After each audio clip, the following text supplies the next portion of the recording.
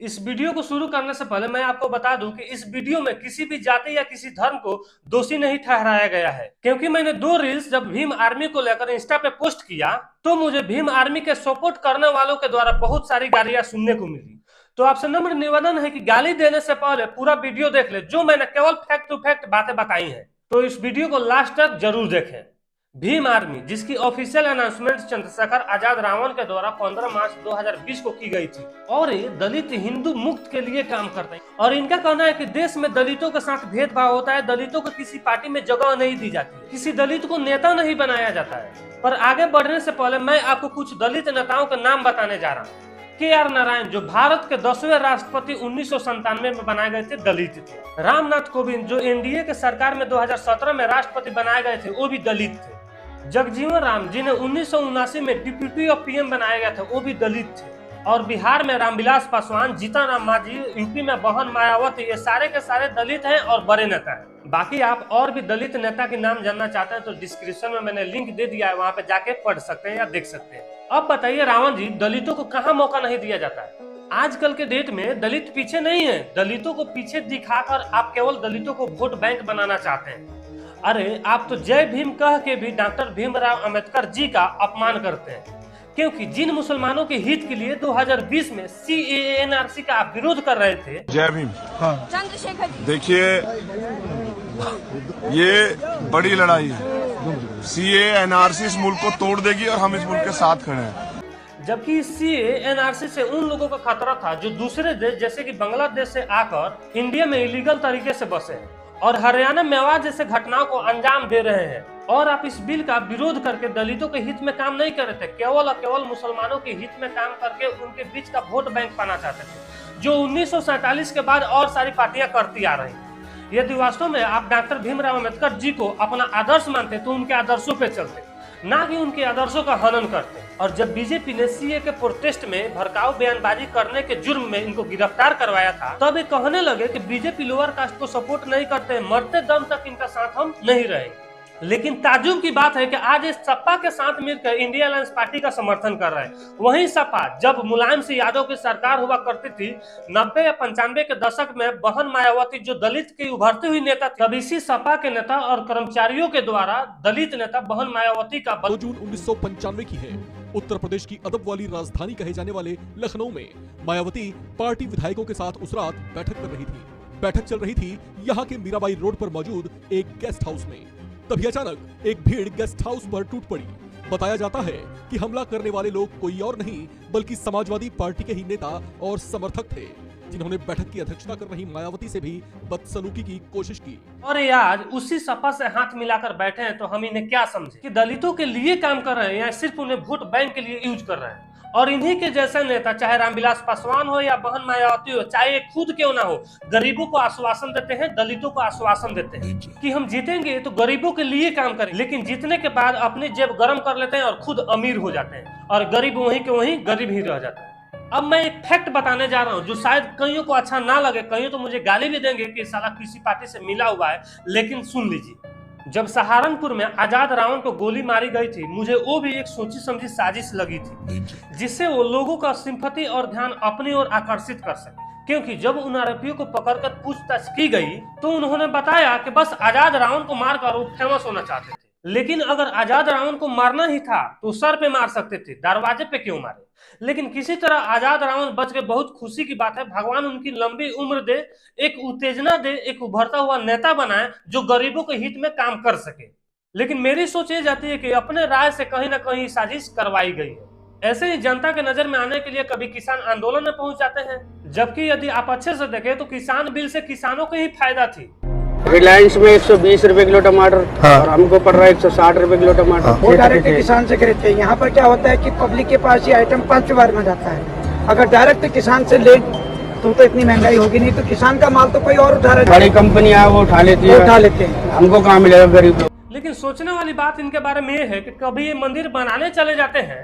आस्था से बड़ी देश में कोई चीज नहीं आई। ये संघ और आप बीजेपी ने हमें सिखाई। आज तो हम अपने मंदिर के लिए संघर्ष करने जा रहे हैं। तो कभी विपक्ष में आने के बाद ये उन्हीं मंदिरों पर सवाल उठाते हैं। मगर रोजगार कहाँ से आएगा?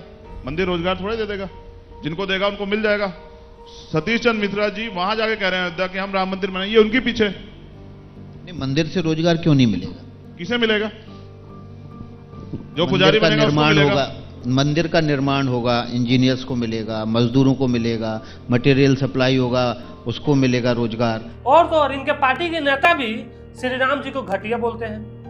रामचंद्र जी को ये हमेशा बोलते हैं मर्यादा पुरुषोत्तम राम की जय, और मैं इसको बोलता हूँ उससे जैसा घटिया दुनिया में पैदा ही नहीं। और खुद को ये बाबा साहब और गौतम बुद्ध के विचारधारक बताते हैं। क्या यही सिखाया है बाबा साहब और गौतम बुद्ध ने कि सत्ता में आने के लिए इतना गिर जाओगे? हम ऐसे ऐसे विचारधारा को वोट क्यों दे जो पहले श्री राम को गाली देते हैं और भगवान को काल्पनिक बताते हैं, और तो और देश के हित के बारे में कुछ नहीं सोचते हैं। हर जगह दलित के साथ ये हुआ, दलित के साथ वो हुआ। भाई, दलित के अलावा इस देश में और भी जातियां हैं, देश में और भी घटनाएं होती हैं जो सबके साथ होती हैं। तो देश के हर एक व्यक्ति के लिए पहले सोचना चालू करो। हर धर्म और हर जाति के इज्जत करना सीखो। सिर्फ दलित दलित कह के दलितों को भ्रमित करके उसका वोट बैंक पाना चाहते हो, ये सरासर गलत है और एक गलत ही रहेगा। और इसी बीच आजाद रावण का चमचा तथागत लाइव जो है तो एक ब्लॉगर, लेकिन जहां भी देखो सिर्फ आजाद रावण के बारे ही ब्लॉगिंग करता है। कभी दिखाता है कि भीम आर्मी वाले जंतर मंतर पर कैसे धरना डाल रहे हैं, आजाद रावण का यह घर कैसा है, आजाद रावण कहां पे जा रहे हैं, किसके घर पे जा रहे हैं। और इसके जितने भी सारे वीडियो हैं सिर्फ यही देखो कि आजाद रावण एक कर रहे हैं, आजाद रावण वो कर रहे हैं। अरे मेरे भाई, मैं तो यह कहता हूँ कि तुम अपने चैनल का नाम चेंज करके आजाद लाइव ही रख और चैनल का ID पासवर्ड उसी के हाथ में सौंप दो।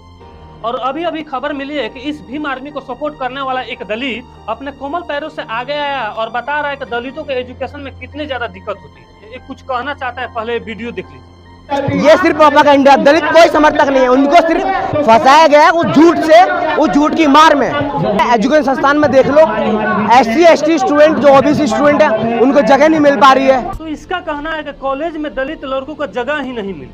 तो पहले मैं तो आपको दलित होने के फायदे बता देता हूँ, उसके बाद मेरे अगल बगल कैसी घटनाएं होती हैं वो सारे बताऊंगा। पहला, सबसे पहले SC ST एक्ट, जिसमें कार्रवाई पहले और जांच बाद में की जाती है। यानी किसी दलित के द्वारा आपके ऊपर केस कर दी जाती है तो आपके तो जिंदगी के बच जाएंगे। दूसरा, ये सब सिर्फ मैं बताने के लिए यूज कर रहा हूँ, बाकी आप बुरा ना माने। अगर दलितों को कहीं आप भूल के चमार बोल दे तो section 3 of SC ST act 1989 के तहत आपको 6 महीने की सजा भी हो सकती है। तीसरा, हर गवर्नमेंट जॉब में 27% सीट दलितों के लिए रिजर्व रखा जाता है। मतलब सीधी बात है, यदि 27% सीट पे दलित ज्वाइन नहीं करते हैं तो उस सीट को उसी तरह रिक्त रखा जाएगा, उसमें किसी भी जनरल वाले या OBC वाले को रिक्त नहीं दी जाएगी। चौथा, और कभी कभी इलेक्शन में दलित आरक्षण की सीट भी आती है जिसमें सिर्फ दलित ही खड़ा हो सकते हैं। ऐसा कभी नहीं होता है कि जब जनरल वाले का सीट आए और सिर्फ जनरल वाले ही खड़े हो, जैसे राजपूत, ब्राह्मण, भूमिहार। यानी जाहिर सी बात है कि जब जनरल सीटें आती है तो उसमें सारे के सारे कास्ट, दलित हो या OBC हो या जनरल हो, सारे के सारे नामांकन करा देते हैं। लेकिन जब वहीं दलित का रिजर्व सीट आता है तो केवल उसमें SC और ST। आखिर क्यों? पांचवा, दलितों के एजुकेशन के बारे में बोल रहे तो आपको बता दूं कि 60% आने पर ही इनके फर्स्ट मेरिट लिस्ट में नाम आ जाती है। वहीं जनरल वाले 80% लाने के बाद इधर उधर भटकते रहते हैं और सोचते हैं कि पता ना मेरा सेकंड लिस्ट में नाम आएगा या थर्ड लिस्ट में नाम आएगा या नहीं आएगा। छठा, इनकी फीस की अगर बात की जाए तो कॉलेज में एडमिशन के समय जनरल वाले से कई गुना कम फीस भी देनी पड़ती है, या तो कॉलेज के फीस हो या किसी फार्म के फीस हो। और तो और जब ये ग्रेजुएट कर लेते हैं और ग्रेजुएट करने के बाद अपना SC ST एक्ट सर्टिफिकेट उस कॉलेज में सबमिट कराते हैं तो जितने फीस दिए रहते हैं उस फीस का 80% इनको रिटर्न कर दिया जाता है। और जिनके माता पिता को यह बात मालूम नहीं रहता है, सारे के सारे पैसे इन्हीं का औलाद अपने जेब में रख लेते हैं और इनके माता पिता चिल्लाते रहते हैं कि दलितों के साथ अन्याय हो रहा है, फीस में कोई कटौती नहीं की जा रही है। इस बात को गौर करते हुए चंद्रशेखर आजाद रावण से मैं एक ही बात कहना चाहूंगा कि दलित भाइयों को कान भरना बंद करें और उनको उनके फायदे के बारे में जागरूक करें, ये ज्यादा अच्छा रहेगा। आप दलितों का सपोर्ट कर रहे हैं, अच्छी बात है, मैं भी इस बात से सहमत हूं और मैं आपका सपोर्ट करूंगा। लेकिन अगर दलितों का सेवा ही करना है तो आप समाज सेवा कीजिए, NGO चलाइए। दलित भाइयों का नाम यूज करके आप घिनौना राजनीति क्यों कर रहे हैं? क्योंकि यदि झूठ को बार बार बोला जाए तो झूठ भी सच लगने लगती है, और यही काम आप कर रहे हैं। दलितों को बार बार दलित बोल के उनके दिमाग में यही भर दे रहे हैं कि आप नीचे हो, तुमसे छुआछूत होती है। एक बात सोचिए, अगर आप लोगों से छुआछूत किसी को होता, बड़े बड़े गाड़ियां खरीदते हैं, आप एक खरीदने जाते हैं तो आपसे कभी छुआछूत की गई है? किसी होटल में जाते हैं, खाते वक्त आपका कास्ट सर्टिफिकेट देखा जाता है, तो ये छुआछूत है कहाँ पे?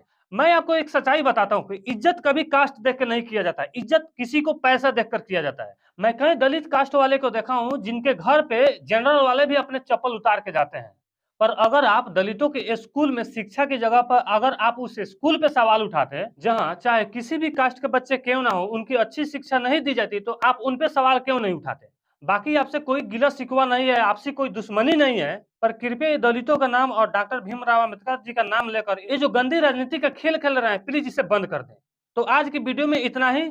जय हिंद, जय भारत, जय भीम।